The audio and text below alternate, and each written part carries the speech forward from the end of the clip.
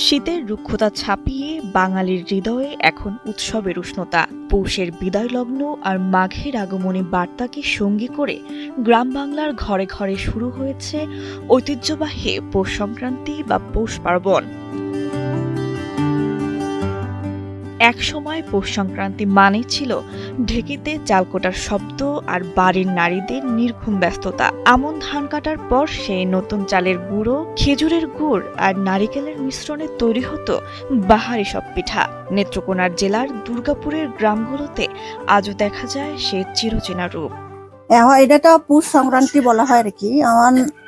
এখন তো আগে প্রতি ঘরে ঘরে আমরা এই যে এরকম কি পিঠা বানাইতাম, আবার এমনি ওই গড় বানাই এমনি কি পিকনিক টিকনিক কইরা সকালে পরে আবার পিঠা খাইতাম, গড় পোড়া দিতাম, ওই রকম আর কি।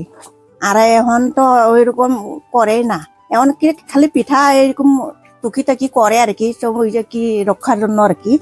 যদিও সময়ের বিবর্তনে আগের মতো জমজমাট আয়োজন আর চোখে পড়ে না, তবুও ঐতিহ্য পুরোপুরি হারিয়ে যায়নি।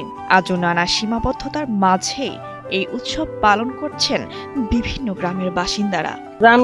গ্রাম অঞ্চলে কিন্তু এটা আমাদের পৌষ পার্বণের একটা ঐতিহ্য। আমরা প্রত্যেকে গ্রাম অঞ্চলে প্রত্যেকেই আপনার পিঠা তৈরি করে, এবং আমরা অনেক ধরনের পিঠা তৈরি করি। আপনার যেমন দুধ পুলি তৈরি করি, তারপরে আলুর জাম তৈরি করি, তারপরে এই সবজি রোল তৈরি করি, তেলের পিঠা তৈরি, মালপোয়া তৈরি করি, পাটি সাপটা তৈরি করি। এগুলা সব আমরা তৈরি করি, পরে আমার ছেলে মেয়েদেরকে খাওয়ানো হয়। কৃষি নির্ভর এ দেশে আমন ধান কাটার পর নতুন চালের পিঠা বানানোর মধ্য দিয়ে শুরু হয় পৌষ সংক্রান্তি। নানা ধরনের ঐতিহ্যবাহী পিঠা তৈরি করেন গ্রামীণ নারীরা।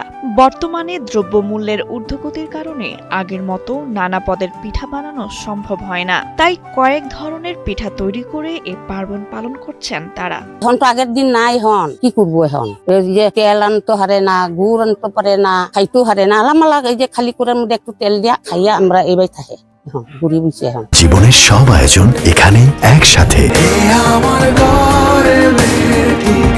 অনেকগুলি বাজার দর দিকে আমরা কমাই আছি। আমরা পারি না, যেমন সাধারণ করে পিঠা বানাই, আমরা নিয়মটা রাখি। মায়ের হাতের পিঠা যেন সন্তানদের কাছে সবচেয়ে প্রিয়, তাই তাদের কাছে এ দিনটি হয়ে ওঠে একদিনের বিশেষ উৎসব। পৌষ সংক্রান্তিতে প্রত্যেক ঘরে ঘরে মায়েরা পিঠাপুলি তৈরি করে। আমরা সেই পিঠাগুলো খুব আনন্দ সহকারে খেয়ে থাকি। আমরা এই দিনটির জন্য অনেক অপেক্ষা করে থাকি। মায়েরা পিঠা বানাবে, আমরা খাবো। এই দিনটা আমাদের জন্য একটি বিশেষ উৎসব।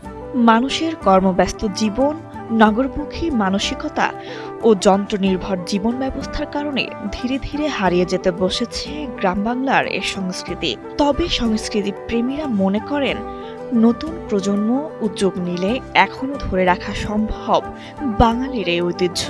এই যে পিঠা উৎসব বা পৌষ সংক্রান্তি, বা পৌষ সংক্রান্তির মধ্যে বিভিন্ন আয়োজনে পিঠা তৈরি করা, পিঠা বিলানো, একে অপরের কাছে বিলানো, সৌহার্দ্যতা এতে অনেক বৃদ্ধি পেত এবং আন্তরিকতা বৃদ্ধি পেত, সামাজিকতা বৃদ্ধি পেত।